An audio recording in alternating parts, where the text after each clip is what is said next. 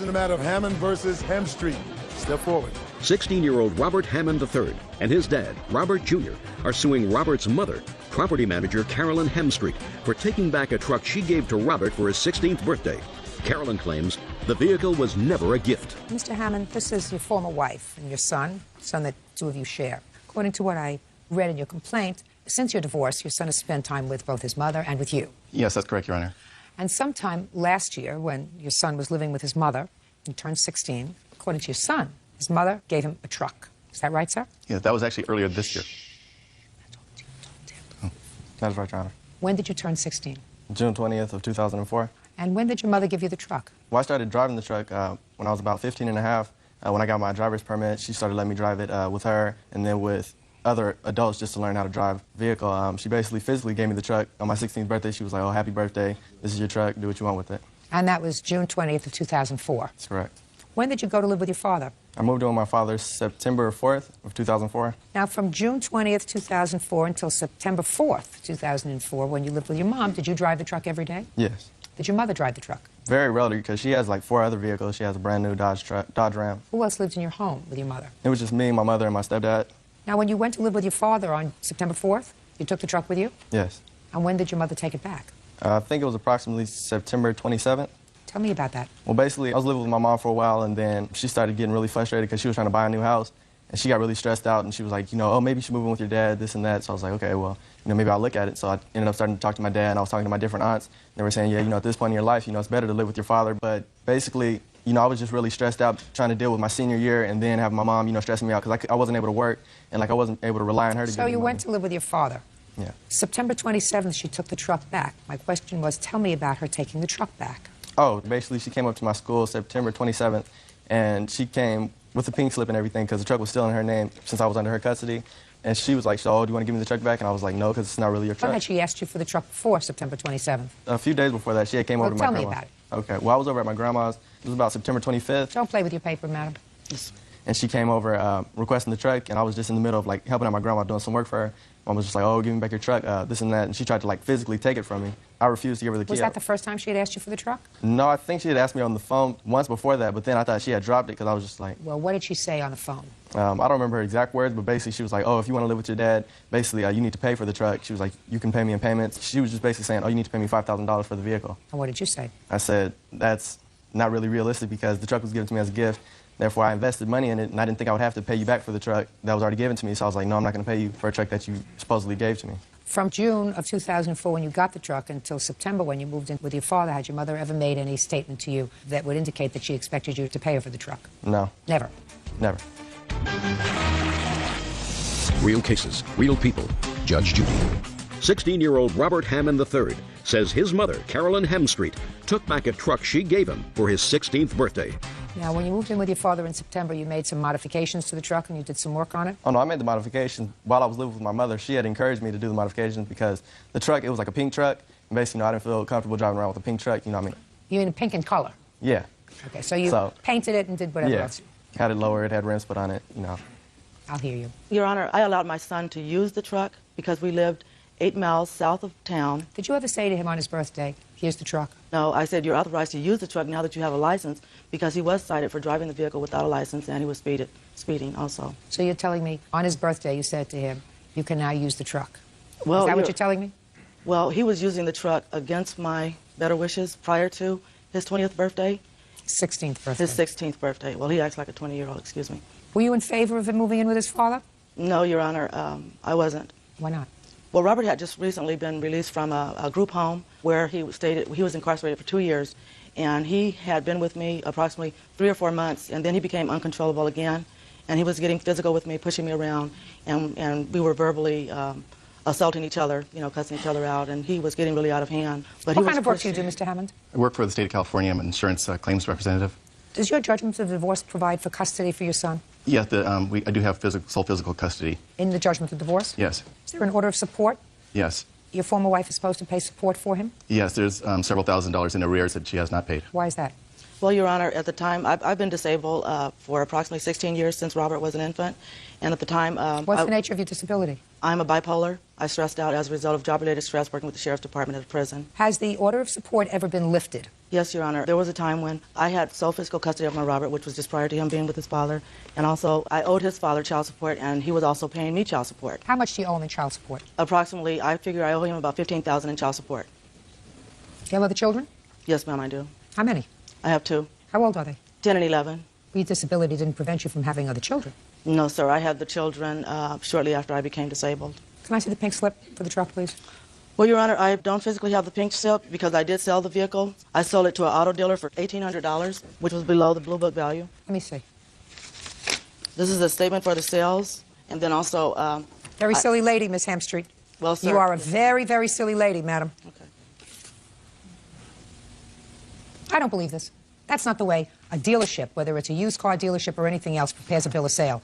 They put a VIN number on there, they put plate numbers on there. I don't buy this. This does not look, to me, like the kind of receipt somebody gives when they purchase a car if they're a corporation. That is correct. I agree with you. Well, okay. How much did you spend on the car? A little bit over $2,000. Miss Hemstreet, you are a very foolish woman. You have a son who's 16 years old, who maybe is putting his life back in order, maybe, maybe not. At least he appears to be getting along reasonably well with his father. It is clear to me that you at least led him to believe that this car was his on his 16th birthday, that he invested some money into it, into making it his, giving it lack of a pink tone, a more masculine tone, and doing whatever else he did with it. You owe $15,000 in child support. According to you, you sold this truck, if I believed you, for $1,800. Your relationship with your son is not worth $1,800. No, but I felt compelled to do so because my son almost killed us in a truck once by stopping in traffic. And recently he was involved in another accident, a rear-ended. And so I felt like I didn't want to give my son a vehicle that might ultimately end his life. You gave it to him already. I gave it to him to use, Your Honor. But Robert, physically, he was aggressive, and he took the truck from me, him and his father. No, you told me that you gave it to him. You said you gave it to him and told him to use that. Because of where we lived. Listen to me. She says she sold the truck for $1,800. I can't tell you whether she sold it for $1,800 or not. I don't think that she would know the truth if it came up and slapped her in the face. In any event, that's what she says, and I think that she had no right to sell a truck that she gave to you. Judgment for the plaintiff in the amount of $1,800. That's all. Thank you. Thanks, Jude. Parties have been sworn in, Judge. You may be seated, gentlemen. Have a seat, please. How old are you? 18 years old. What's your first name? Christina. The defendant was an old family friend of yours. Yeah, we were and your real mother's? close. Yeah, she was my mom's best friend. And she did a very foolish thing because she sold you a used car, Yeah. which is always a bad thing to do with a friend. However, in your case, you claim that she sold you the car for $800. Yeah. And you gave her a down payment. Yeah, 400. And then made other payments to her, and you still owed her $100. Yeah. And she came and repossessed the car. You won all the money that you paid her, Yeah. plus the insurance and the tags that you had paid out in order to get the car on the road. The defendant says that, yes, in fact, you did purchase the car, and you only gave her a couple of $100, never paid her anything else, which is why she took the car back. And she is counterclaiming because she says you're going around town calling her all kinds of names, saying she's involved with drugs, and she's counterclaiming for really defamation of character, but she only thinks her character is worth $800 because that's her counterclaim. So I have to question that. Anyway. When did you purchase this car, and what kind of car was it? It was a 1994 Crown Victoria. I purchased it on February 14th, 2004. Okay, so you bought yourself a Valentine's Day present. Yeah. And you needed this car for what, Christina? For college. I'm going to start college in the fall, and I've been saving up all this time. Great. Okay, how did it come about that you purchased this car? Well, at the beginning of February, Paula, she's a real close friend. I always talk to her and stuff, and she told me she was selling a car, and she thought of me first because she knew I was looking for a car. So she told me to keep in mind, and I had my $400, and she's like, good. So February 14th, I was surprised, and she called me, and she said, you know, do you want the car? I'm selling it now. You can pay me. I know you don't have all the money. You can pay me when you get your paychecks. And so she took me to get my insurance on the car. And how long did you have the car? It got stolen March 29th, but I only was able to drive it till March 15th. Why is that? Because my temporary plates expired. And why couldn't you get permanent plates? Because she did not give me the title. She told me over and over again that it was in the mail. She kept saying that they sent it to her old address, and she kept saying, don't worry, it'll come. That's a liar. And I mean, me and my mom, we waited, and since I was so close, I trusted her. Okay, you gave her $400 on the 14th of February. Yes. And when did you give her the rest of the money that you gave her? I get paid every other week. And on February 27th, David, he was with me. We went to her house. I handed her the 100. David? Who's David? David, what's your last name? Bond. Your friends? Yeah. Do you know the defendant as well? Yeah. How do you know her? Through Christina. I've been over a couple of times to her house. On the 27th, tell me where you went with Christina. Well, on the 27th of February, around 7 o'clock, me and Christina and another friend, Justin, we went over to Paula's house. And Christina was going to pay her $100. And I witnessed Christina pay her $100. Did she have cash? Yes. Who was this person? That's my brother, Bobby. I could tell that. Oh, well. He's also a witness to her down payment. Did you witness any other payments? No, that was it. Have a seat. Bobby? Yes, ma'am. Tell me about this down payment that you witnessed. Well, it was February 14th when she first purchased the car. And when How do you know that? Because she told you it was February. Well, I was over there, actually, because my friend dropped me off because we had a school project we had to do. Then I had to wait there for a little bit because she had to go get her insurance because they went to go get insurance. The two of them? Yeah. Then when they came back, I saw Christina's car. We were excited. I had pictures taken with her, me, in her car and everything. And after that, that's when they got down to business. And that's when Christina handed her money, and she straight out counted out $400 right there. And I witnessed the whole thing. Good. Thank you. Have a seat. Okay, so now we have on the 14th, $400, according to you, and on the 27th, another $100. That's Yeah. $500. Yes. On March 3rd, we made a bill of sale because that's the only way you can get temporary tags, and we got temporary tags. Do you have a bill of sale with you? It was in the car, and when she stole it, she didn't give me nothing back, and I had all my information in a glove compartment box. Okay, so on the 3rd? Yeah, I have the the third thing bill of sale. to prove my temporary tags, if you want to see that. Sure, let's see. On the 3rd, did you give her any more money other than bill of sale? March 12th. So the next time you gave her money was March 12th? Yes, and I gave her another 100.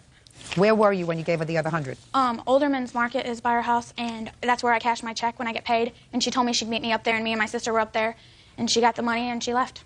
Okay, any other money that you paid to her? Yeah, on March 26th, she came over to my house, and I was kind of, wary. I was like, well, the title hasn't came yet. And she kept assuring me, she was like, I wouldn't do nothing to you, come on.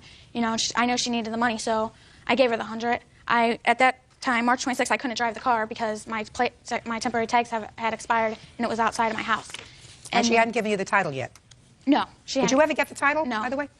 Okay, when was the car taken? It was taken March 29th. 3 days later? Yes. And it was taken by you? Yes, ma'am. Now I'll hear you. I've been friends with Christina since she was about 5 years old. The $400 payment that she claims that they gave me was not true. She gave me $200 down on the car, okay, with the agreement that as of March 1st, the car would be paid for in full so that I could get the title out of the title loan. What's a title loan? Explain that to me. You go in and you give them your title, and they give you a loan for money. And I had taken a loan out in in December Let me see. on the car. Why did you take out a loan on the car in December? Because I needed money to pay a few bills. Had you ever done this before? No. What kind of bills did you have? So you I were had really to pay desperate? an electric bill and a gas bill. Do you work? No, ma'am, I'm a homemaker. How many children do you have? I have one child that lives with me that's 8, and my daughter lives with my mother. Well, you have an 8-year-old child that lives with you, goes to school full-time. Why don't you work?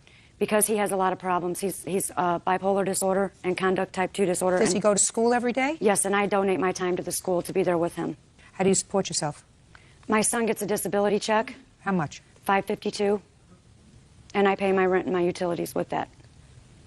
How do you support yourself? So far you told me that the state supports your child. How do you support yourself? I use the money from the state so that I can be with my son. Judge Judy continues in a moment. Christina had called me and told me that she was going to call the state on me and that this wasn't over and that she was going to do whatever she could to make my life a living because of what I did to her. And later today, He took the rings because he wanted to teach you Lesson.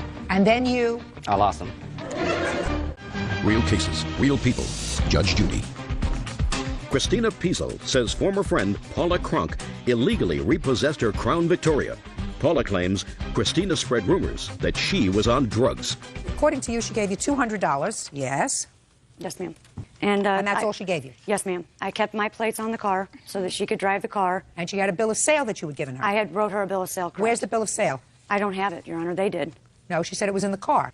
It was she not had in it. the car, Your Honor. I don't know if I believe that. All right, let's hear your counterclaim. Basically, I'm counterclaiming because after I took the car, they had called my mother, my friends, my family, claiming that I was on drugs and that I was stealing from them. That's all hearsay. You have a witness to that? No, ma'am, I don't. I have papers from the state because they had threatened to call the state on me, and the state came in and they called my son's school. Just a second, listen to me. Do you have any witnesses No, ma'am, they had to this work. defamation? They had to work. Okay, well, then you don't have a case. You Okay. have no witnesses because certainly you weren't on the other end of the phone, right? I was on the other end for a lot of the phone calls. Really? Yes. Well, tell me what you heard. Christina had called me and told me... Called you? Yes. and told me that she was going to call the state on me and that this wasn't over and that she was going to do whatever she could to make my life a living because of what I did to her. Let's go here, Miss Cron. Yes, ma'am. You sold her the car in mid-February. Yes, ma'am. And you knew her and you knew her family. Yes, ma'am. And when you went there, she had $200, according to you, to give you. Yes, ma'am. And you knew that she worked. Yes, ma'am. And that was going to be the source of income for her to get the car to you. Exactly. Did she pay rent where she lived? No, No, I don't have she any didn't. bills. And actually, her... Shh. Do you know how much she was earning? No. Did you know how long it took her to save up that $200? Her mom is the one that gave me the $200, not her. Her mother is the one that gave me the I drove her mother to the bank, and her mother withdrew the $200 out of the savings account and gave me the $200. Whose savings account? It was Christina and her mother's. Okay. So her mother took the $200 out of Christina's savings account Yes, because ma'am. clearly it was Christina's money. Yes, ma'am. Okay. And did you ask her mother whether or not the savings account had more money in it so that Yes, you could I did. so that you could get more money? Yes, I did. And were you able to get more money out of the account? They didn't no, give me- because they didn't have more money in the account at the time. Exactly. Correct? You explained to me how you expected her to come up with 3 times that amount of money in 2 weeks. Her mother reassured me that they would help. No. Yes, she did. No. That's hearsay, and I don't buy it. I don't buy it. So I have to make a judgment. My judgment is very simple. I have to decide whether a person would give her a car, do all kinds of things, including taking up for the insurance, giving her the tags, if all she gave you was $200. And I find that you were close enough to her and close enough to her mother to know what she was doing and to know that in 2 weeks you couldn't raise $600, that the plaintiff's explanation is totally more feasible than yours, which is she gave you half what she had, which was $400. So you gave her possession of the car with the understanding that every other week she would give you another $100, which she did up until the end of March. So I believe she paid you a total of $700 for the car. You owe her $700. Judgment for the plaintiff in the amount of $700, and I do not believe this slander baloney and your name, if it were true, should certainly be worth more than $800 to you. Counterclaims dismissed. That's all. All these are excused. You may step out. I mean, she lives down the street, or a couple streets over. So I run into her all the time, and it's sad. She was lying, and just because she brought her best friends with her, they're lying too. They never seen her give me any money. She didn't give me any money. That's a lot. I work a steady job. I don't have no bills. I'm 18, so I had the money. I have plenty of money to give. I don't talk to her no more. You can't trust anybody. And I loved her like my own mother, and she burned me and took my car. And now the next case. All parties in the matter of McLaurin versus Hoffman. Step forward, please. 27-year-old student Kelly McLaurin is suing her ex-fiancé, 22-year-old product representative Armin Hoffman, for wrecking her car and losing 2 of her rings. Armin says he financially supported Kelly throughout their relationship. Miss McLaurin, you were engaged to Mr. Hoffman. Is your claim that he took 2 rings, one the engagement ring that he had given to you, and the other an engagement ring that someone else had given to you? He took them for whatever reason, and he lost them. You want to be reimbursed for those rings. And in addition, after you broke up, but you have a child together? Yes. He used your car to drive your daughter someplace, and he had an accident in the car. You want him to pay to have the car fixed. Mr. Hoffman says that he took the rings because he wanted to teach you a lesson. And the lesson was? She kept leaving the rings laying around, and she seemed like she didn't even care that she had them. So you wanted to teach her a lesson in responsibility. And then you? I lost them. Lost them. Real cases, real people. Judge Judy. Kelly McLaurin says ex-fiancé Armin Hoffman owes for wrecking her car and for losing 2 of her rings. Does it sound foolish what you did? No, I think my reason had merit. Your reason had merit, but the bottom line was you lost the rings. Yes, ma'am. It's not how many battles you won and lost. Did you win or lose the war? You lost the war. The only problem with the rings are, Miss McLaurin, is the engagement ring you had to return to him anyway. Actually, when we broke up the second time, I gave him the ring back, and he said he did not want it and to keep it. And he didn't mean it. The engagement ring that he gave you, you had to give back to him. Now tell me about this other ring that he took and lost. It was an engagement ring from a former relationship. Well, what did it look like, and how much is it worth? I picked it out back in '95, and we purchased it for $1,500. Can I see it, please? And that was back in '95. I do not have a receipt. He has the receipts and everything. It was a princess cut ring, 3 stones, a total of a ½ carat. And you lost it? Yes, ma'am. When I moved out of Miss McLaurin's house, in the process of moving, I lost the rings. So you have to pay for it? Honestly, I don't think the ring was worth $1,500. How do we know? Just, it didn't seem like it was all that when I've seen it. Well, Mr. Hoffman, the reason you told me you took the ring is because you wanted to teach her responsibility and not leaving it around. I assume that you would not have taken the ring if the ring wasn't worth very much. What difference did it make if she left it around? Mm-hmm. Thank you. Well, the point was, when we were together, she'd always leave the engagement ring that I've given her. She'd always leave it around. Instead of wearing it, she'd leave it on top of the microwave or on the counter. It just never where it's supposed to be. I wanted to teach her a lesson, but I never intended. Okay, so you taught her a very pricey lesson. You have to pay for the ring. Now let's talk about the car. You had an accident while you were driving in her car. After you had already broken up, you were driving your daughter someplace? Yes, ma'am. Tell me about the accident, Mr. Hoffman. She wanted me to get my daughter's haircut, which I said fine. We didn't want to change the car seat out, which I didn't have the car seat in my car at the time. So You didn't have a car seat in your car. Mm-hmm. She did. Yes. So? We decided to exchange cars. She said, just take my car, and I'll borrow yours. She went to Walmart. I went to go get my daughter's haircut. Got her haircut. On the way back to her house, 2 minutes away from her driveway, I ended up rear-ending another person. So why aren't you responsible for the damage? Well, I don't think I'm responsible for the damage just because for the entire time that I've known Ms. McLaurin, she hasn't worked. I took care of her. I paid the bills. Even after we broke up, I paid some of the bills for her to help her out. That's good. Yes, and also, after we split up, I was paying child support, and if she needed anything extra, I would try to help out with it. Well, that's nice, but you have to pay child support because you have a child.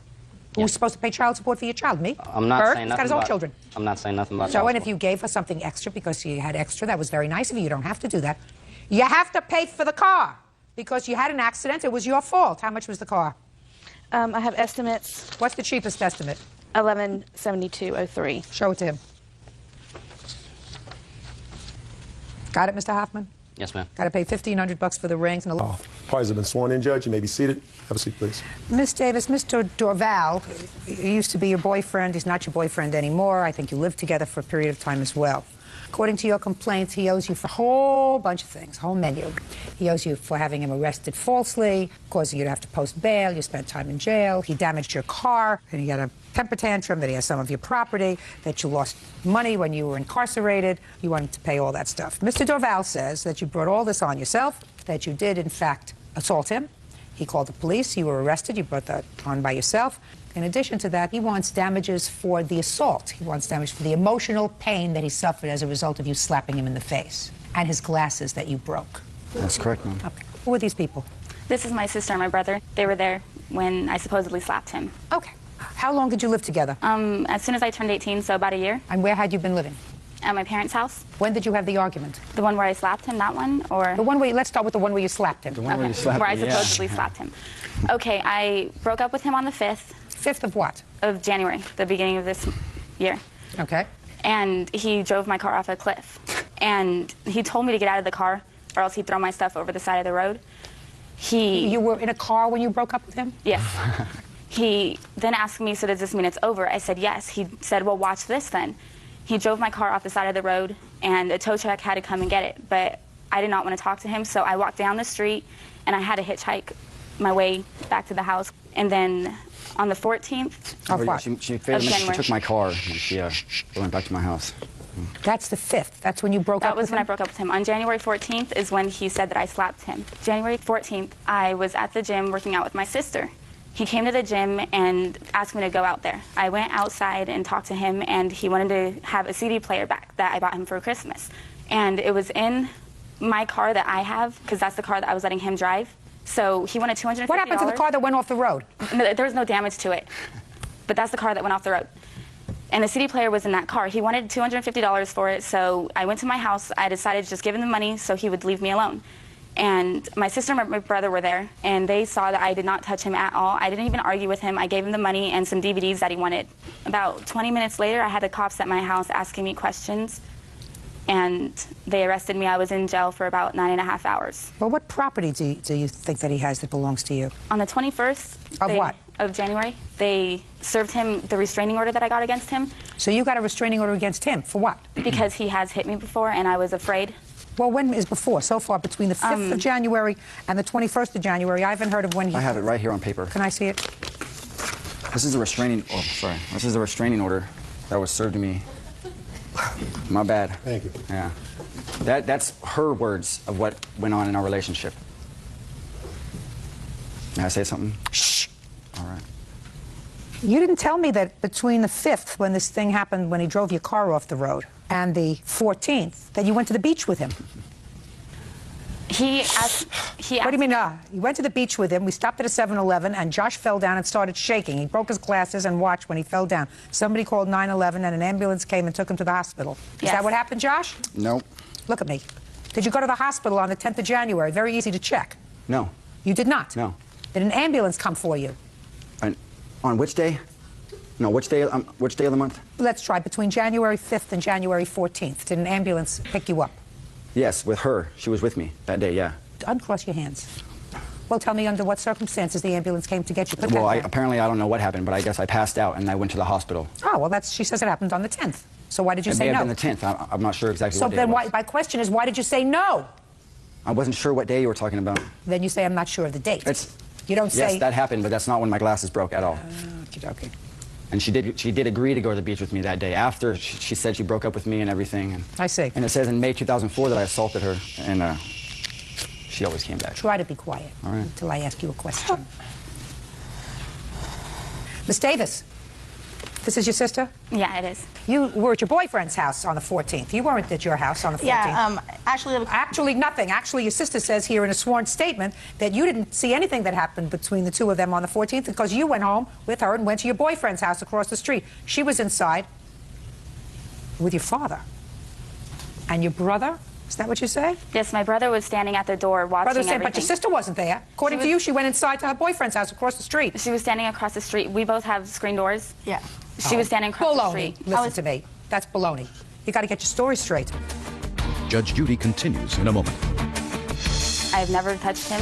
Is that why you went to the beach with me on the 10th? Listen! What part of keep your mouth shut unless I ask you a question don't you understand? And later today, she was very angry, and she said that this was a scam and that she just didn't think her dog would do anything like that, and that she knew the friendship was at stake, but that she wasn't going to let me scam her. real cases, real people. Judge Judy. Brandy Davis says ex-boyfriend Joshua Dorval had her arrested for slapping him in the face. She's also suing for the return of her belongings and for damage to her car. What happened with this request for a protective order? I didn't go to the hearing, but apparently it's in effect for a year. Well, that was pretty dumb of you. A restraining order is to keep somebody away. If I don't want to see her anyways, then it's not really that much of a problem. Oh, sure there is, sir. Because when you make a request for a protective order, there's nothing that the courts can do other than issue the protective order. But if there is a protective order, and if somehow they find that you violate it, let's say you inadvertently go into a store and she's there, and she feels as if you are following her. She calls the police and says, he's violated this order because he's come within 50 feet of me. Then they pick you up, and that's contempt. So a protective order does have its consequences, so that was pretty dumb of you not to go to court and to just let it ride. Do you have a very busy practice? Do you have a very busy schedule? You have a job that works you 18 hours a day, something that precluded you perhaps from going to court? No, but I figured that they would put it in effect anyways, even if I was there or not, just by the statement she made to them. That's not necessarily true, sir. I haven't heard that explanation for failing to go to court. Ridiculous. Tell me about what happened, sir, on the 14th. Brandy called me and asked me to come down and pick up the rest of my things from her house so she wouldn't have to talk to me anymore or see me. Like she said, she was at the gym with her sister. I went to the gym. She came outside with me and talked. She went back in and got her sister. They got in her sister's truck, and I followed them to the house. She told me to follow them. I parked outside. She told me to wait in her front yard. She went in the house, got the DVDs, got the $250 that she was giving me back. Once I got the DVDs, I asked her, there was more movies of mine that she didn't bring out, and I was asking her where they were, and we got into an argument. I told her to F off, and I went to walk away, and that's when she hit me across the face and broke my glasses right here. Busted the screw right off of them, and they skidded across the concrete and scratched both lenses up. I got in my car, drove away, and I called the police like 5 minutes later. And they don't take people to jail for nothing. What hospital were you taken to for your injuries? I did not go to the hospital. What doctor did you see for your injuries? I didn't see a doctor. She's a woman, she got bailed out, and the DA apparently said there wasn't enough cause, or they dropped the charges from what I understand. Your Honor, she still went to jail. The story he told you is not true. I didn't call him. He was calling me 20 to 30 times every day. after I broke up with him. I've never touched him. Is that why you went to the beach with me on the 10th? Listen! What part of keep your mouth shut unless I ask you a question don't you understand? I understand now. His glasses broke when he had a seizure at the beach.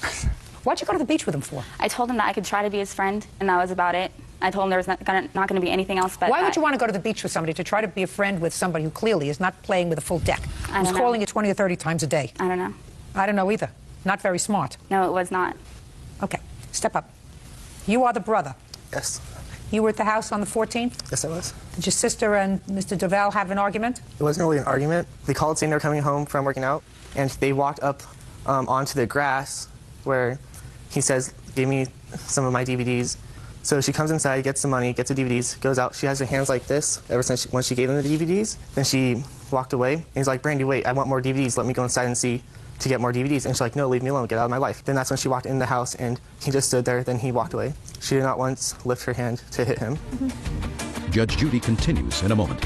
And later today, you were bending down and she was jumping up. Well, it was a freaky accident. We were in the same place. That's right. It was a freaky accident. real cases, real people. Judge Judy. Brandy Davis says ex-boyfriend Joshua Dorval had her arrested for slapping him in the face. She's also suing for the return of her belongings and for damage to her car. I don't understand why you called the police. I don't. No, I heard you. I don't understand, sir. Because why if I would have done that to police. her, I guarantee she would have called the police. Listen to me. So this is someone that you shared an intimate relationship with for a year. And what you're telling me is she, according to you, she slapped you. Well, that's not the Now first listen to time. me. According to you, on this day when she said, I don't want to see you anymore, here's $250, I want you out of my life, here are your DVDs, I don't want to see you anymore, here's money, go, get lost, have a happy life. And according to you, things then get angry, she slaps you, and you leave. And you decide that you are injured enough to pick up the phone and call the police to have her arrested. Is that what you're telling me? Yes. Because what she did was against the law. Good. Judgment for the plaintiff in the amount of $2,500. That's all. On your counterclaim, it's dismissed. That's all. Step out. Sorry, excuse. You may step out. I thought it was great.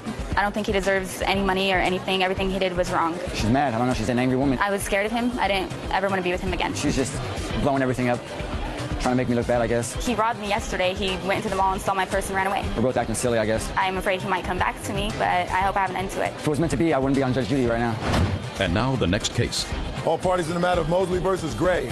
Step forward, please. Marketing director Patricia Mosley is suing her former friend, nail technician Shar Gray, for the cost to fix a broken tooth. Patricia says Shar's Boston Terrier, Molly, headbutted her. Miss Mosley, according to your claim, the defendant's dog, I assume that little dog over there, broke your tooth. You want her to compensate you for your dental bills. Yes. And then some. Miss Gray filed an answer. I read the answer very thoroughly. And bottom line is, she thinks you're full of baloney. Yes. How do you know her? I've known Shar for about 10 years. She's done my nails the majority of that time. I've known her quite well. We've shared our lives. And you have your nails done at her home? Yes. So the incident that involved her dog happened at her home? Yes. Well, tell me when that happened. The 18th of October. And you've been to her home before? Yes. And her dog is there? And you've played with the dog? Her dog and I are friends. So what happened when you arrived? She was doing another client, and the three of us were sitting there talking and joking, and Molly was bouncing around. And that's Molly? That's Molly. And I got up to go wash my hands to get ready for Shar to do my nails, and I was sitting on a small, low bench, and as I leaned over to get up, Molly came up at the same time into my face, and the top of her head hit the front of my tooth. And I felt and heard it snap, and I knew instantly what had happened. And I got up and did go into the bathroom and looked at my tooth. And is this a natural tooth? It is a natural tooth under a crown. Which tooth? It is the left front. So that you could see the crown crack when you looked at your at your mouth. Yes, I could see and feel it. So what happened when you came out of the bathroom? So I said to Shar, can we reschedule this appointment? I've got another appointment, and I'll leave, and we'll just reschedule. Why didn't you tell her that the dog had hit you in the mouth? Because she had a client sitting there. I was just upset because I knew that tooth was coming out any minute. I just wanted to get out of there. When the dog hit you in the mouth, did you cry out? I said at the time. No, I'm asking you, did you cry out? I mean, there are other people. I didn't scream, no. Well, that's a great deal of force that it would take to crack a porcelain crown that is a round medal. That's true. And your tooth. Well, it wasn't a round medal. It was a porcelain crown, but it was around my natural tooth, which had been ground to a perfection to hold the tooth. I'm the daughter of a dentist. I understand exactly what it is. But that's a great deal of pressure that it takes. Yes, but I was going down and Molly was coming up at the same time. Right. So one might assume that you hit Molly. Well, we were in the same place at the same time. Right. You were bending down and she was jumping up. Well, it was a freaky accident. We were in the same place at the same time. That's right. It was a freaky accident. Judge Judy continues in a moment. You were bending down. Molly was doing what dogs do, which is jumping around. And according to your own testimony, Miss Mosley, you just said to me it was a freaky accident. So I want to know is why do you think that that entitles you to sue? Because I felt like, under the circumstances, that Shar and I could have reached an agreement as to how to handle it. When she called me the morning on my way to the dentist, and I told her about it, she was really annoyed. And I said, I'll call you back after I go to the dentist so I know exactly what I'm dealing with. And then when I called her back, she'd had time, I guess, to mull the situation over. She was very angry. And she said that this was a scam and that she just didn't think her dog would do anything like that and that she knew the friendship was at stake, but that she wasn't going to let me scam her. Miss Mosley, what would your position have been if you bent down at the time Molly jumped up and you broke Molly's tooth? I would have been very concerned. Would you have paid for the vet bill? In all probability. I certainly would have participated in it. I'm not sure. Because I think what you believe is because it happened in her home and because this is her dog, she's responsible. It's an accident, Miss Mosley. Not every accident requires a jurisprudential intervention. Whether or not the tooth that is cracked, the crown that's cracked, would have had to be replaced anyway because the force that you're talking about is a great deal of force. And certainly the defendant, according to you, didn't know that you had been injured that day. Is that right? Right. Because there were three of you, at least. You, your other client, and you. Nobody heard you scream out. Nobody heard you cry out. You didn't come out of the bathroom. You didn't ask for a piece of ice. Nothing. You left. I wanted to get out of there before my tooth came out. Listen, that's very easy to say. It's as easy to say, my mouth was just hurt by your dog, I think I'm losing my tooth, than it is to say, could we please reschedule my appointment? I have another appointment. Takes the same amount of time. Well, my hindsight was probably 20/20. Well, hindsight is 20/20. Accidents happen. Pay for your own tooth. Case is dismissed. That's all. Party's up. You may step out. You may be seated. Folks, have a seat, please. Ms. Hannock, according to your complaint, you and Ms. Walters knew each other and entered into a joint business venture. Correct. And the business venture was as follows. Ms. Walters would provide the funds and materials, and you would provide the labor in making Mardi Gras masks that were going to be sold this past year at Mardi Gras. In exchange for your labor, your agreement was that you were to be paid a certain amount per mask at the point that the mask was sold, which was $10. Correct? Yes. And how many masks were you supposed to make? We were trying to make 1,500 masks. And then there came a point when Miss Walters, according to you, said she no longer required your services for one reason or another. At that point, Miss Walters said, I'm only going to give you $2 per mask. Yes. Your Honor, that is incorrect. Completely incorrect, because we never talked about a set amount. That's what she says. She's incorrect. And you had completed 275 masks? Yes. And she gave you $100? Yes. That's also incorrect. I have receipts. So at that point, you say she owed you $550. She gave you $100, leaving a balance of $450. Right. Then you say she didn't pay you the $450, so now you're suing her for the entire amount. Yes. Which is, whatever, $2,500. Yes. Ms. Walters says that the work that you performed was substandard. You had a lousy work ethic. She is counterclaiming for the losses she incurred as a result of you not completing the work in a timely fashion and in a substandard fashion. That's her counterclaim. Okay. When did you enter into this business arrangement with Ms. Walters? It was in August of last year. And how did you know her? We met March of last year. I hired her to make a pair of leather moccasin boots. I ended up working with her on and off, apprenticing for about 2 months. Okay, so that's how you knew it. And the arrangement I think that you both agree on, that you were supposed to make 1,500 masks, that you were going to be paid $10 a piece at the point of sale. Was that That is not correct. We were going to split half of the net profit after expenses, because some of these masks would have only been $10. Just a second. So you say your agreement was that you were going to split the profits 50-50. After the costs. You invested a certain amount in materials. An extreme amount in materials. Okay. When did you start working on the masks? I arrived back in town on November 12th. Where had you been? I was out east doing another job managing a Renaissance booth. And How long did you think it was going to take you to make these masks? Mardi Gras is sometime in January, is that right? February. February? Yeah. February. We agreed that we could probably get it done within 2 or 3 months' time. Your Honor, I've been making these masks. At what point did Miss Walters tell you she didn't want you to work anymore? I left for Christmas. It was December 28th, I believe, is when I got back. And I talked to her on the phone, and she said she was having a change of heart. She needed a few days to think about it. So I gave her a few days. I came back into the shop, and she said that she had already hired somebody else to go to Mardi Gras, and she didn't want me to go. Okay, Miss Hannock. Yeah. Between November and December, Yeah. you had made 275 masks. Yes. In 2 months. Yes. Then you had, at most, 1 more month to make 1,200 masks. Yes. How did you plan on doing that, my dear?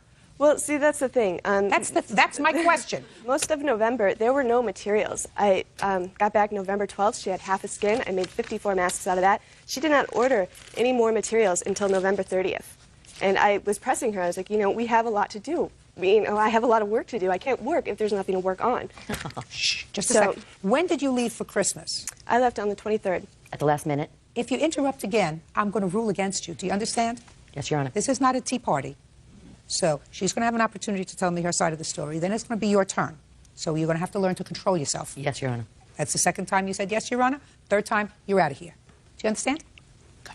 And that means your counterclaim is dismissed, and that means that she will be successful. Understood? Good. Okay. Now I forgot where I was. Do you remember where I was? I have no idea. Yeah. Somebody put a period. Okay. So far, I have 275 masks completed at the time when she said, I don't need your help anymore. Yeah. And how much do these masks sell for? About $20 at the cheapest. Is that correct? That is not correct. Okay. The base price is $10. Can I see an example of some of the masks that she completed? Is that one? Can I see it, please?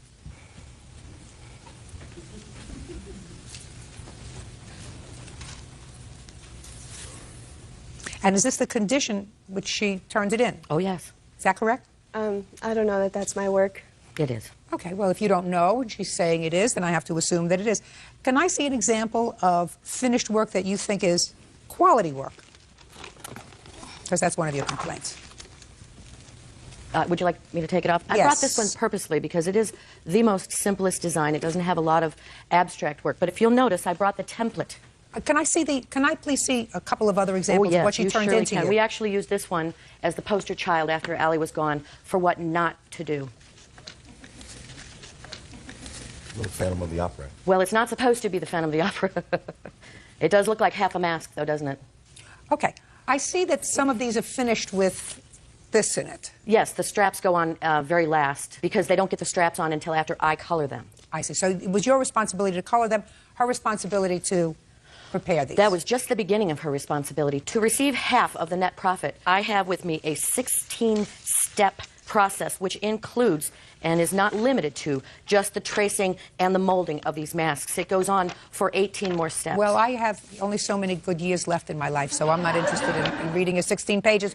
All I want to know is, when she turned in the masks, what did you say to her and what did she say to you? I said to her that I had a change of heart, that I could not trust her with all of these masks to go to New Orleans. She was incompetent, and that I would be willing to give her $2 a mask for the masks that she produced. That was before I inspected them all. Once I inspected them, I realized they weren't worth $2 a mask. When did you tell her that?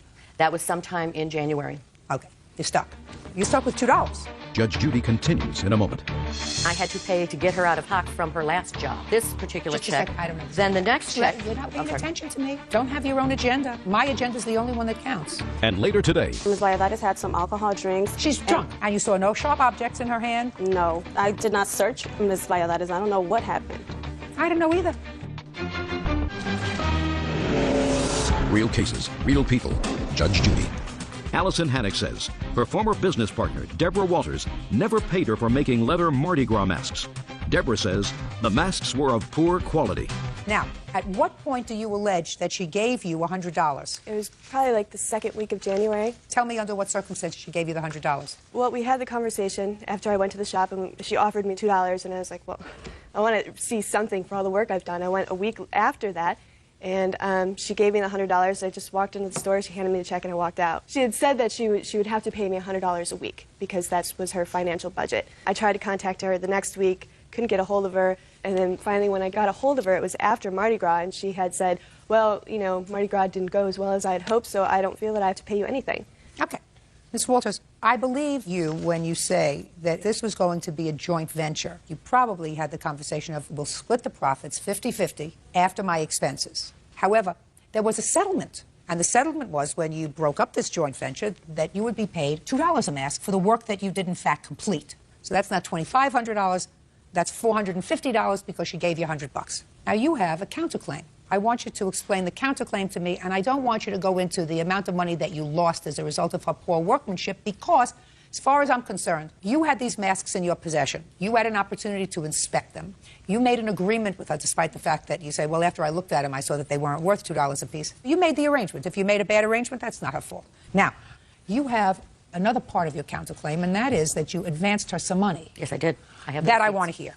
Well, I had to pay her rent for her to be able to stay in town. Just a second. Tell me about the conversation where she said she needed rent money. Immediately upon getting into town on the 12th, as she said, she owed the person who she worked for before, red flag, $300, and I had to pay basically to get her out of hock from her last job for $300.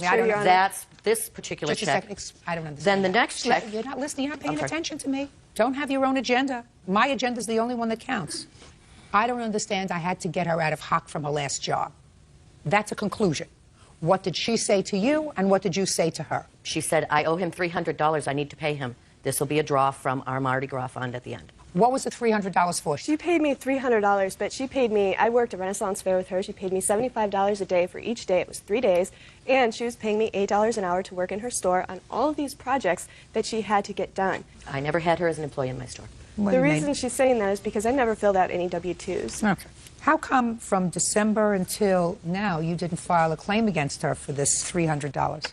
I was not planning on suing her. I was going to eat my losses, but once she brought me to court, I feel that it's only fair. If she wants to sue me for half of the profits, she should be responsible for half of the loss.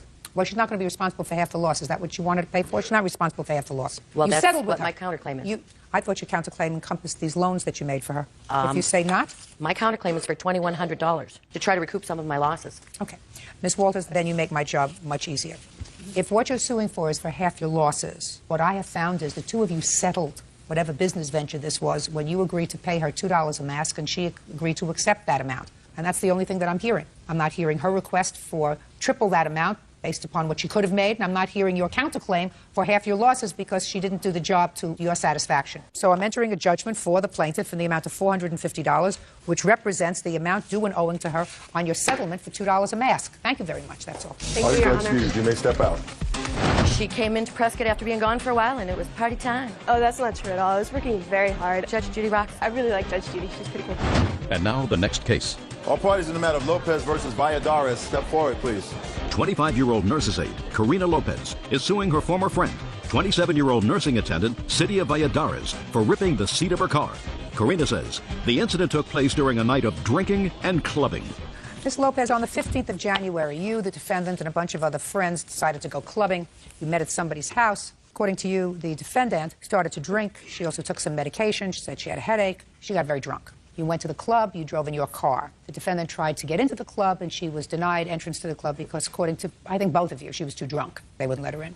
So you put her in your car to sleep it off, and you went in with your friends to the club. And when you came out of the club, you found the defendant still in your car, and the seat in the car was cut.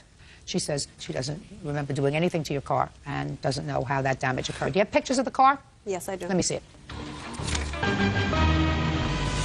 Real cases, real people. Judge Judy.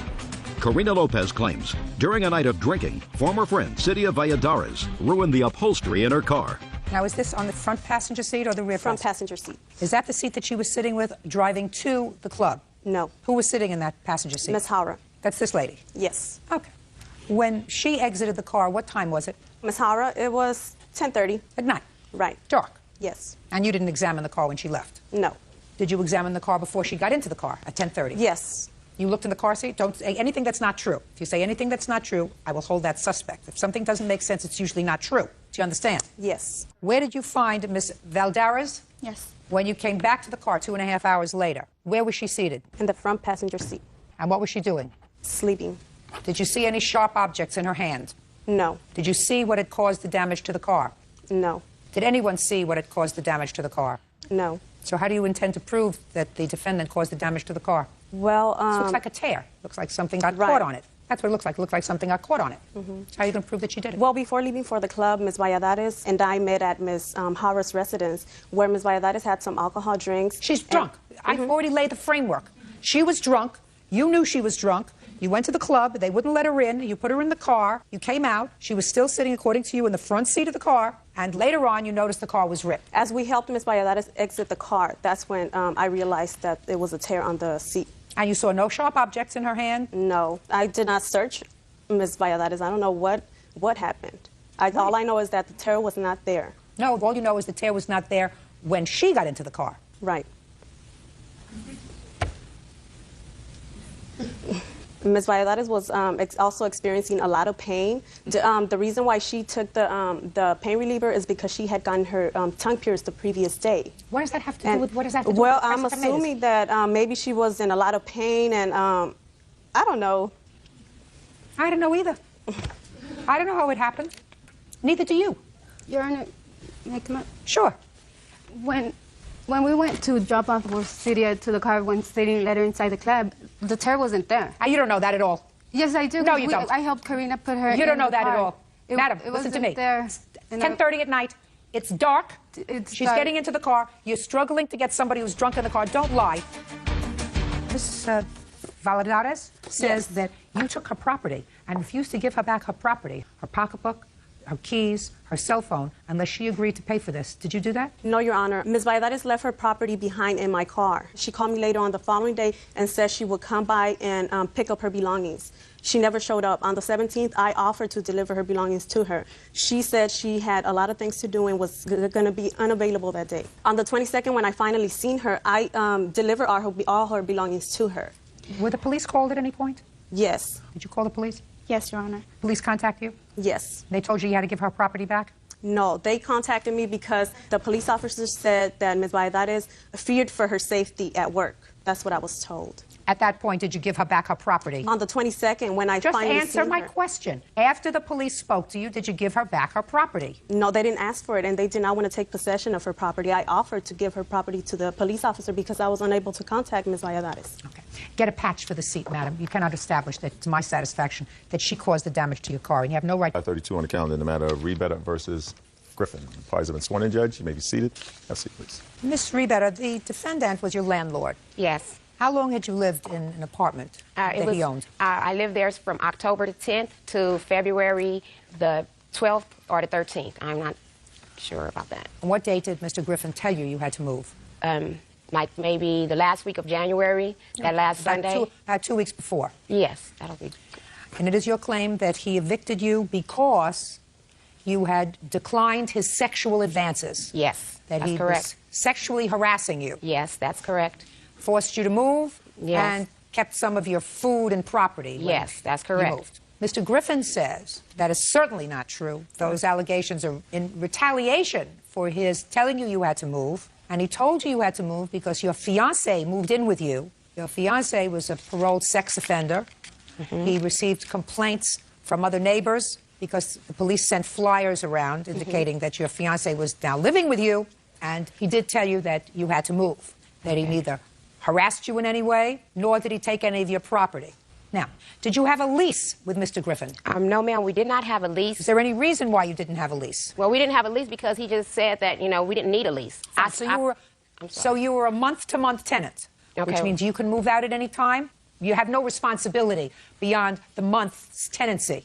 And he can tell you to leave as long as he gives you a certain amount of time to leave. Okay. Right? Do you understand that? Yes, ma'am, I do understand that. Okay, good.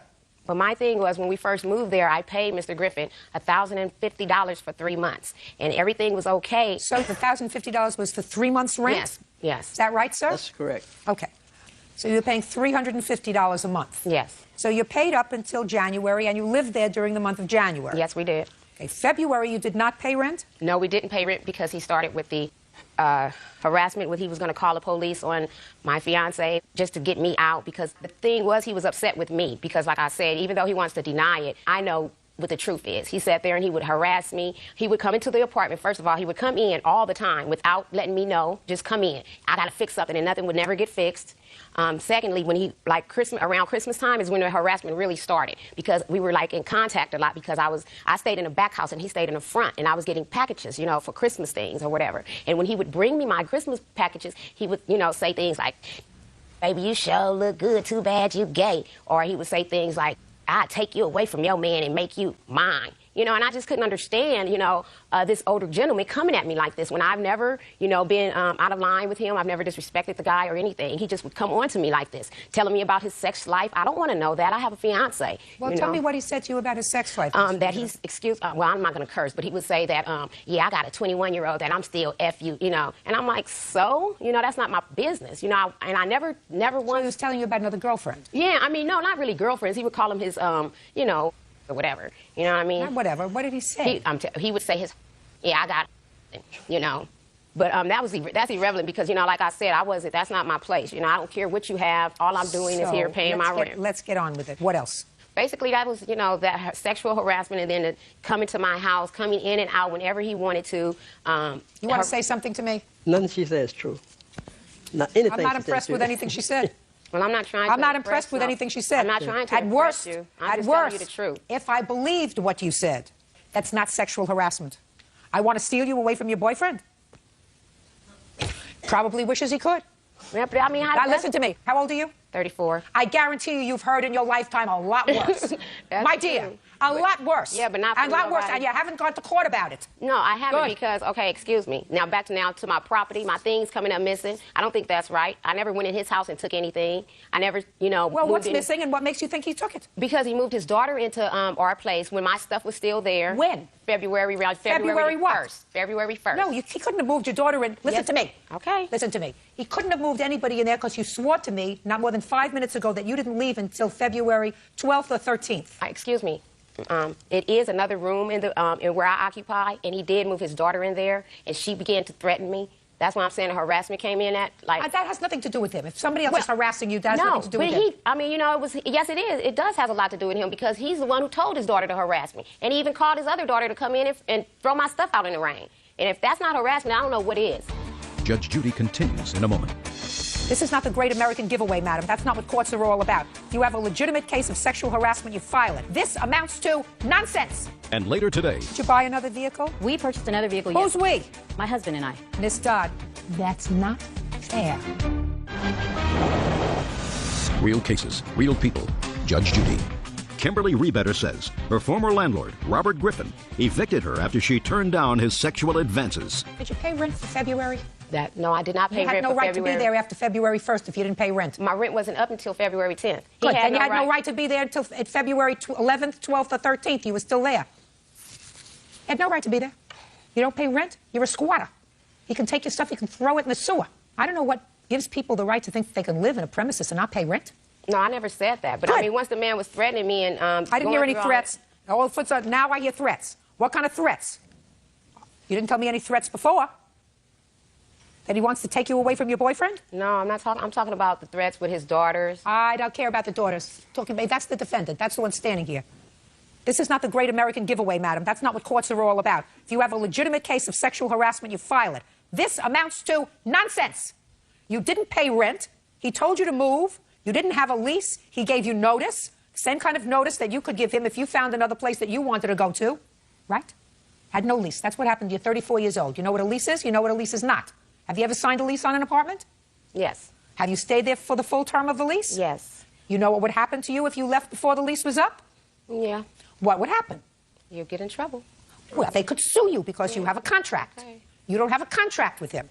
He doesn't have to allow you to stay in his house. If he had any problem with your fiancé and with other people complaining about your fiancé, he has the right. But that's not the truth. See, wasn't nobody complaining about my fiancé. How do you know that? Because I lived on the same street. We lived there. Didn't nobody ever complain about my fiancé. Nobody even Can I see a copy of the notice that was sent out by the police, please? This is one of the latest notices. That's one of the latest one made. This is the notice by the police. This is... Okay, this is a registered sex offender advisory. You are Dwayne Cedric Edwards. Is that you? Okay. And you got this notice? Yes, ma'am. Or somebody gave it to you? They put them out all in the neighborhood. This is why he says. And that's not the truth. That's not It the may truth, be, though. it may not be. I don't find your testimony credible that the reason he evicted you was because he made sexual advances to you that while your boyfriend was living with you, that you rebuffed. This was causing him difficulty. But that's you were not causing the him truth. difficulty. You did not pay February's rent. Well, you got what you bargained for. Goodbye, good luck, and have a happy life. Party's executed. You may step out. When she called me, she was sleeping in a car on 55th Street. She didn't have no place to stay. Mr. Mack is a liar, and he know that the reason why he put us out, he know why it ain't had nothing to do with Dwayne. I never even looked at that girl. He kept her locked up in the room so tight, I didn't even know she was there half the time. He's standing his old butt over there smirking, and he need to be socked upside his head somewhere. I had 3 people complaining about the things he was doing, knocking on doors, peeping in the bathroom. He a jerk. He just a jerk. He a old jerk. After all this commotion coming about him peeping in doorways and doing things I won't say on TV, standing in front of the bathroom and doing, I won't say that.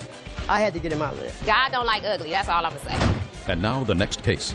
All parties in the matter of Escobedo versus Dodd. Step forward, please. Administrative assistant Lisa Escobedo is suing her former friend, social worker Mary Dodd, for loans to buy a truck and to hire an attorney. Mary claims she paid Lisa back. Miss Escobedo, you and Miss Dodd used to be very good friends. Yes, Your lawsuit has 2 parts to it. First, you say that you took out a loan for a truck that was her truck. Correct. She didn't have good credit. The arrangement was she would make the payments faithfully, and as soon as the payments were completed, the title, etc., would be turned over to her. And that was a couple of years ago. Yes. She did make the payments faithfully until just recently. Correct. And then she stopped making payments on the truck. You repossessed the truck, and now you want her to pay what is the balance owed on the truck. Not entirely. I mean, because it's $12,000 and it's only small claims court. But actually, that's the debt that I was left with. Absolutely. The second part of your lawsuit claims a loan to her for an attorney. Correct. And Ms. Dodd says with regard to that part of the loan, she does acknowledge that there was a loan.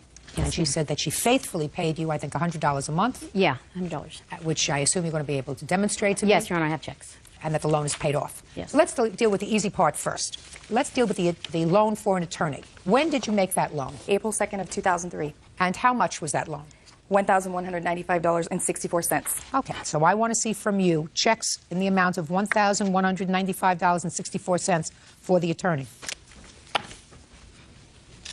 was actually one check that wasn't faxed to me from the bank. These in order? You know what? I think I did put them in order, but I think there's 1 or 2 missing in that pile. Well, there are several months missing. You have $1,000 in payments. That's pretty accurate as to what I thought I'd owed her, being that I stopped paying. The last payment was in August, and I thought we were done at that time, and nothing is said until I get served this that I still owe her. And several months goes by, and she hasn't. Well, let me ask you this question, Ms. Dodd. Let's say on the attorney's fees alone, you owe a couple of $100s. Okay. All right?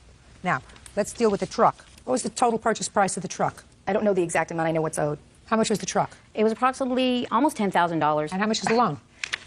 Your Honor, I'm just telling you, I just paid $5,000 on it, and there's still $7,000 owed. So it was not $10,000 when she bought it. That was the purchase price, but with the interest, it makes the price. It doesn't seem like it ever goes down. Well, why are you sticking her with that obligation? It's not that I'm sticking her with that Yes, you are. You are.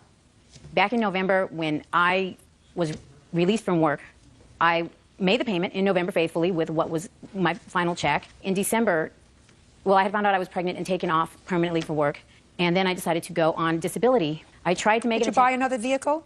We purchased another vehicle. Who's we? My husband and I. Well, but that how was could done. Just a second. How could you purchase another vehicle? That was done before all of this even happened.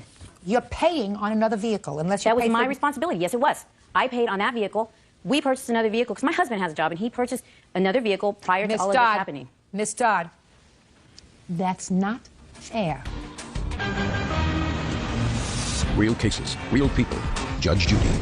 Lisa Escobedo says former friend Mary Dodd owes for loans to buy a truck and to hire an attorney. Now, what's not fair is you assumed another responsibility, you and your husband, knowing that you had a prior responsibility to her to pay for this older truck. What year vehicle did you purchase? 2004 Excursion. So you purchased a brand new car.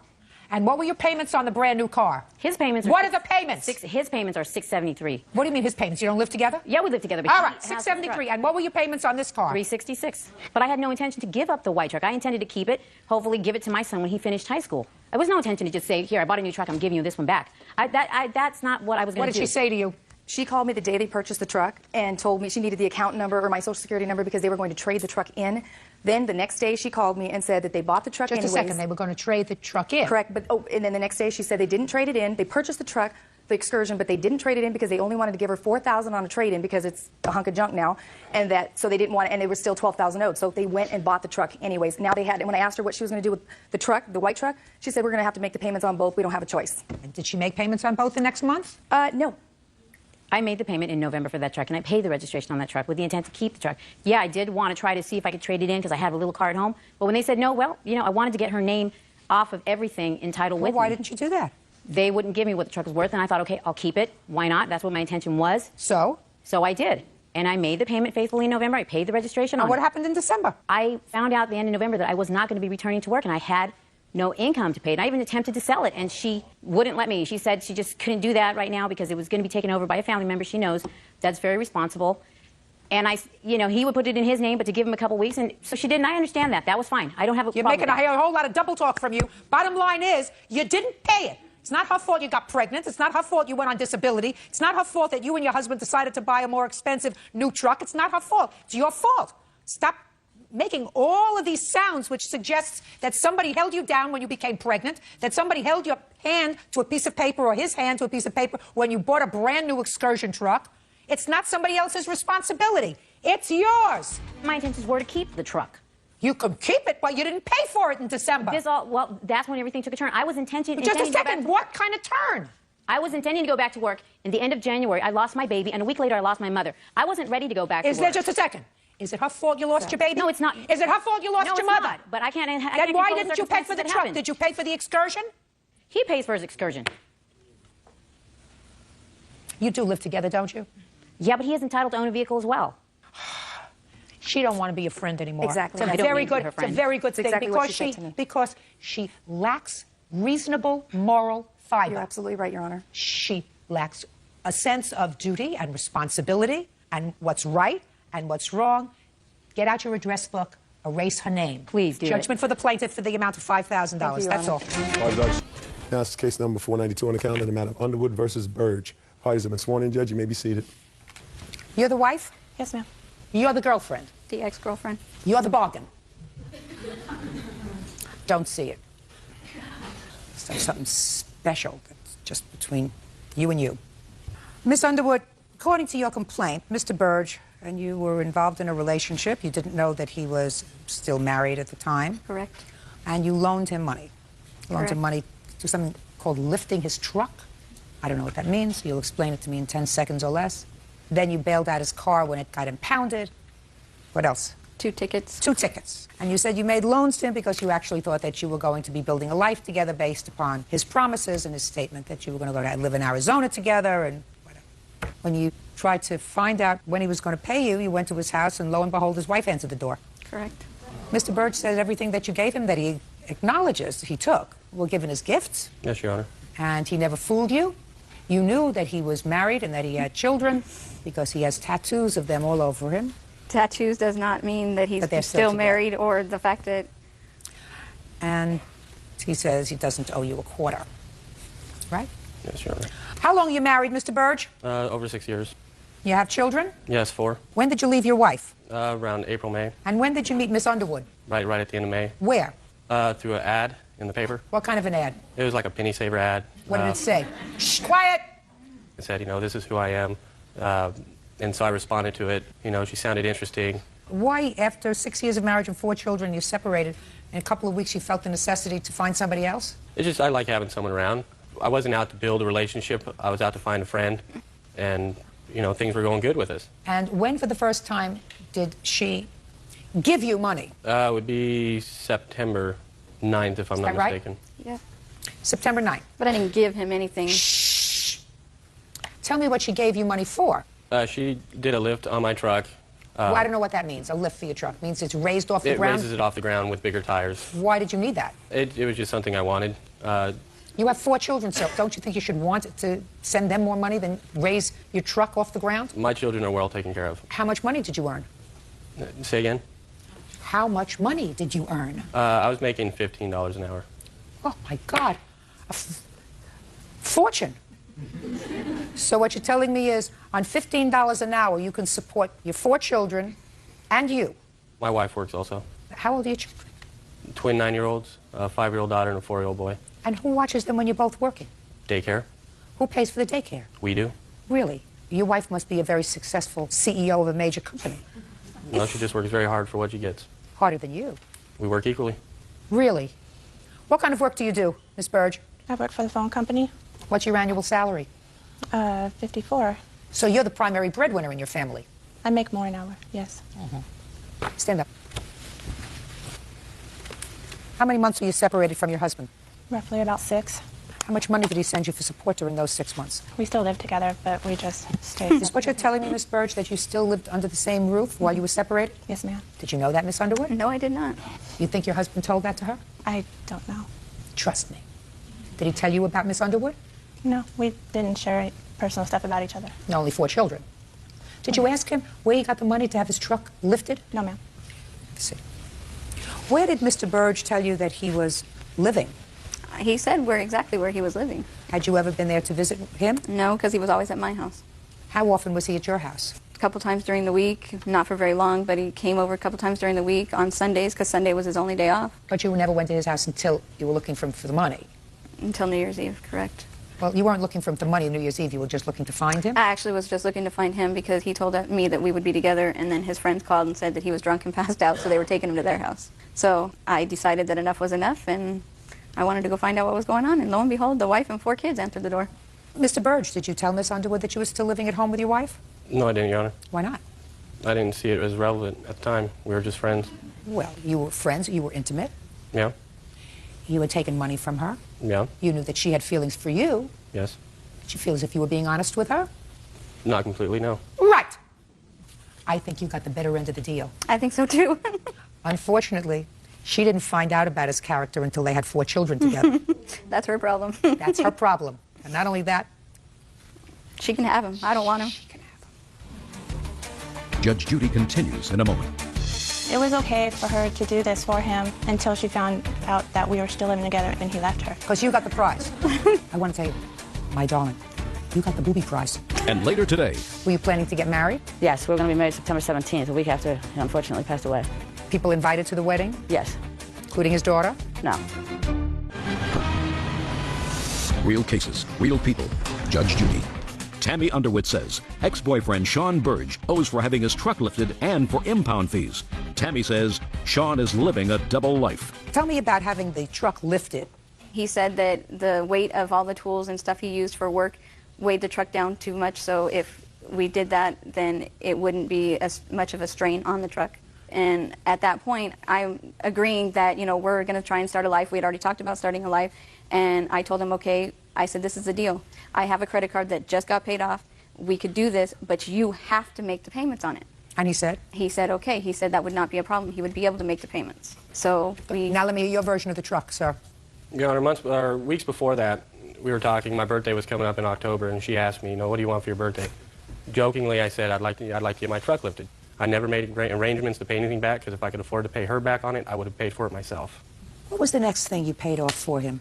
His truck got towed. When did your truck get towed? I don't remember the exact date. And what did you do when you found out it was towed? I called to her and asked her if she could get it out. Why don't you call your wife? I didn't choose to. You can either have a happy life or an unhappy life. The choice is yours. Do you understand? I understand. Just because you make an initial mistake doesn't mean that you have to go through your whole life suffering for it. How much did it cost to have the truck lifted? $32.50. How much did it cost to get the car out of impound? $318.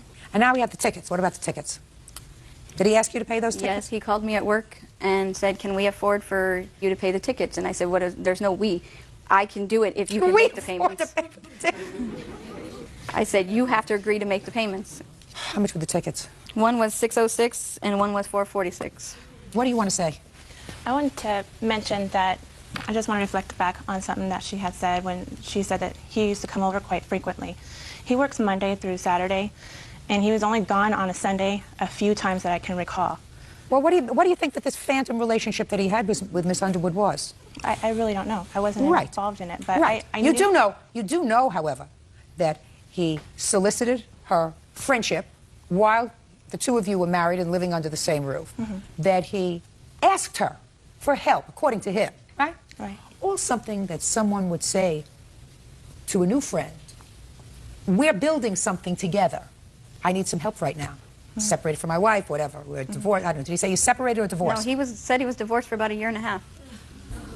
Got it? Got it? I understand that. Do you believe her that that's what he said?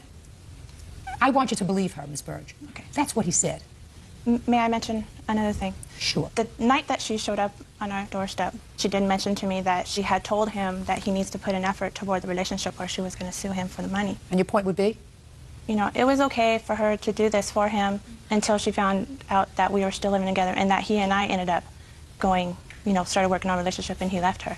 Because you got the prize. Is that right? Because you got the prize? And she didn't. And she didn't. I want to tell you, my darling, you got the booby prize. Real cases, real people. Judge Judy. Tammy Underwood says ex-boyfriend Sean Burge owes for having his truck lifted and for impound fees. Tammy says Sean is living a double life. He's an unethical, amoral man who used her when it suited him. And he didn't even have the decency to say to her, I'm going back to my wife. I know you spent almost $5,000 on me. I'm going to pay you back, little by little, whatever it takes, because I don't want you to feel as if you've been abused by me. Do you understand? That would have been a decent human being. Instead, he says, see ya. You feel like a fool? You were a fool? I'm going back to my wife with my new lifted truck. And if that's the kind of character you want your children to grow up around, stick with them. You will reap what you sow. The next fool will be you. Judgment for the plaintiff in the amount of $4,620. Thank you. That's all. All you Judge Keys, you may step out. We started building a life together. He said he loved me, and I never knew about the wife until New Year's Eve. I didn't lie to her about anything. I might not have told her things, but I didn't lie to her. We had all kinds of plans. It wasn't just like a month, okay, boom, done, you know? It just didn't work between me and her. Christmas, you know, he promised my son he would be there, and all of a sudden didn't show. Mistress is a mistress, you know. You end up coming out with everything or you come out with nothing. It really hurt, because I was in love with him, so, but she can have him. And now the next case. All parties in the matter of Fitzgerald versus Whitney. Step forward, please. 23-year-old homemaker Kimberly Fitzgerald is suing her deceased father's fiancée, Leslie Whitney, for the return of her father's belongings. Kimberly says Leslie is a scammer. Miss Fitzgerald, Miss Whitney and your father were together at the time that he died, and he died suddenly. He was a young man. He had a heart attack. And you want some property that you say belonged to your father. You're one of two children. You say your brother doesn't want anything of your father's. You do. He died without a will. And according to you, Miss Whitney won't let you have his belongings. Right? Yep. When did your father have a heart attack? Do you know the date? September 9th, 2004. And prior to September 9th, when had you seen him? I saw him about 3 days earlier. Where? He stopped by my house to see my son. Well, and me. Prior to September the 6th, when your father came to see your son, when had you previously seen him? The 4th of July. How old was your father? 57. Miss Whitney, how long had you and Vincent been together? Over a year we were together, but we did not live together until June of last year. He had another girlfriend in March. Shh. You moved into his house? Yes. Where was he when he passed away? He was on the road. He was a truck driver. According to what I read, Vincent took out a life insurance policy with you as the beneficiary. Is Yes. that right? When did he do that? In August. Were you planning to get married? Yes, we were going to be married September 17th, a week after he unfortunately passed away. People invited to the wedding? Yes.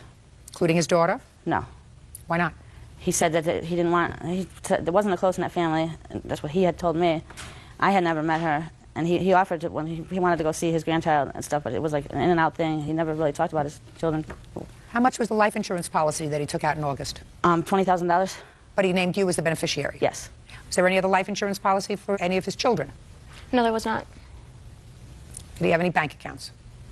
Yes, he did, but one was overdrawn, and the other one only had about $50 in it. Now, I gather the day after your father died, you and your mother Yes. went to his apartment. Yes. I didn't even know about her. And how did you get into his apartment? I was sitting outside. I didn't go into the apartment until Leslie came home. How did your mother get into the apartment? I don't know. How did they get into the apartment? They climbed through the kitchen window. It was a basement apartment. The windows were level with the ground. And I was on my way back from the hospital, and I came home, and she was outside with the baby, and the mother was in the bedroom. What was your mother doing there? She told me to wait outside. We had gone to my father's house to get his suit so that he could be buried. We were making preparations for his wake. And there was other paperwork and stuff that I needed. Since I am the administrator of my father's estate, I needed to get paperwork to straighten. Well, you everything weren't out. the administrator of his estate at that time because he died without a will. No, at that so time I he was had not. to. You had to petition the court for letters of administration. Yes. Did you do that? Yes, I did.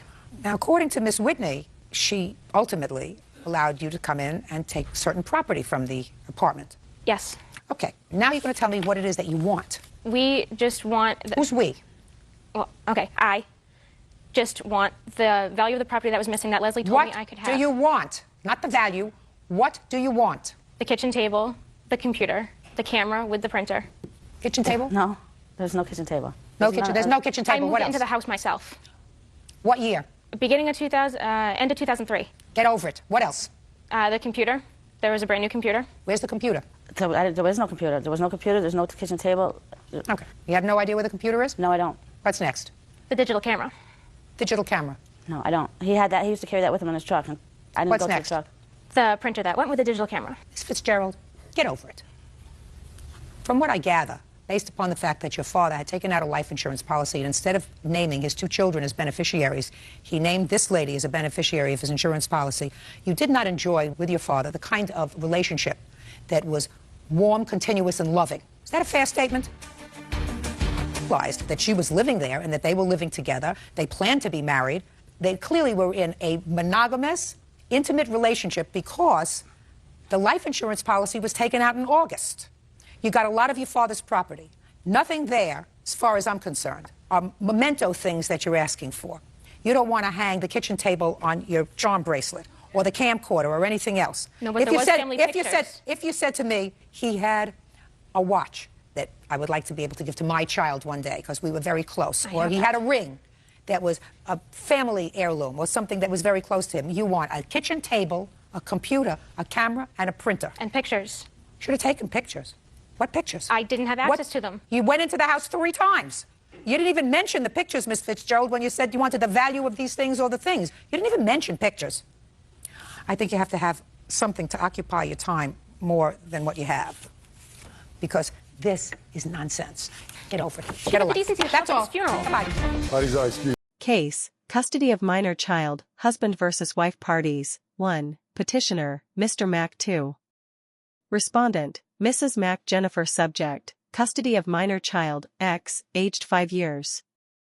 Background, Mr. Mack, petitioner, and Mrs. Mack Jennifer, respondent, were married in 2018 and have a 5-year-old son, X. Due to irreconcilable differences and a breakdown in the marital relationship, the parties separated in 2023. Mr. Mack filed a petition for custody of their son, X, citing concerns over Mrs. Mack Jennifer's parenting abilities and her inability to provide a stable environment for the child. Petitioner's argument, Mr. Mack. Mr. A argues that he is the more suitable parent to have primary custody of their son. His reasons are as follows. 1. Stable environment. Mr. Mack A works as a senior manager at a reputable company and has a stable income that ensures financial security for his son. He resides in a well-maintained home in a family-oriented neighborhood, with close access to good schools and medical facilities. 2. Parental care. Mr. Mack claims that he has been the primary caregiver for their son during much of the marriage, as Mrs. Mack Jennifer worked long hours and was often absent due to her demanding job. He provided emotional and physical care for their son, including taking him to school, doctor's appointments, and extracurricular activities. 3. Psychological stability. Mr. A argues that Mrs. Mack Jennifer's emotional stability is questionable. He cites her history of erratic behavior, including periods of depression and substance abuse, which he believes would negatively affect the child's development. He contends that X has witnessed several incidents that have caused him distress and that the child needs a stable and nurturing environment, which Mr. Mack can provide. 4. Child's preference. Mr. Mack also claims that X has expressed a preference for living with him, stating that he feels more comfortable and secure in his father's care. 5. Safety concerns. Mr. Mack contends that Mrs. Mack Jennifer's new partner is involved in criminal activities, which raises concerns about the safety and well-being of their son in her care. He believes it would be detrimental to X to live in an environment where illegal activities are taking place. Respondent's argument: Mrs. McJennifer, wife Mrs. McJennifer denies the allegations made by Mr. Mack and counters with her own points in support of her claim for primary custody. 1. Bond with child. Mrs. McJennifer asserts that she has a strong and loving bond with X, which has been evident since his birth. She believes that her role as a mother is irreplaceable and that the child should be raised by her, as the primary caregiver, especially in his formative years.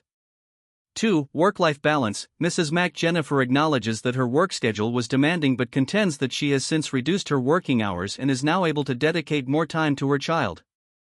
She believes she can provide a stable home and adequate supervision for X moving forward. 3. Parental ability. Mrs. McJennifer denies having any history of substance abuse or mental instability. She argues that she has never been a danger to her child and has always ensured that X's emotional and physical needs were met. She has sought counseling and treatment for any personal issues in the past and is now in a better place to care for her son. 4. Stable home environment. Mrs. McJennifer resides in a well-maintained home with a secure and loving environment. She also points out that X's extended family, including grandparents, live nearby and are actively involved in his life, offering additional support. 5. Child's best interests. Mrs. McJennifer emphasizes that the child's best interests should be paramount, and she believes that maintaining X's relationship with both parents is crucial. She is willing to allow visitation rights to Mr. A but insists that full custody should remain with her. Conclusion: the court will consider the best interests of the child, X, in determining the custody arrangement. Factors such as the stability of each parent's home environment, the emotional and physical well-being of the child, and the involvement of both parents in the child's life will play a key role in the court's decision. The judge may also consider the child's preference, given his age, and will likely appoint a guardian ad litem or child psychologist to assess the child's emotional needs. Ruling: pending a full hearing, the court will schedule interviews with both parents and the child, along with an independent evaluation, to ensure a fair and informed decision is made regarding custody.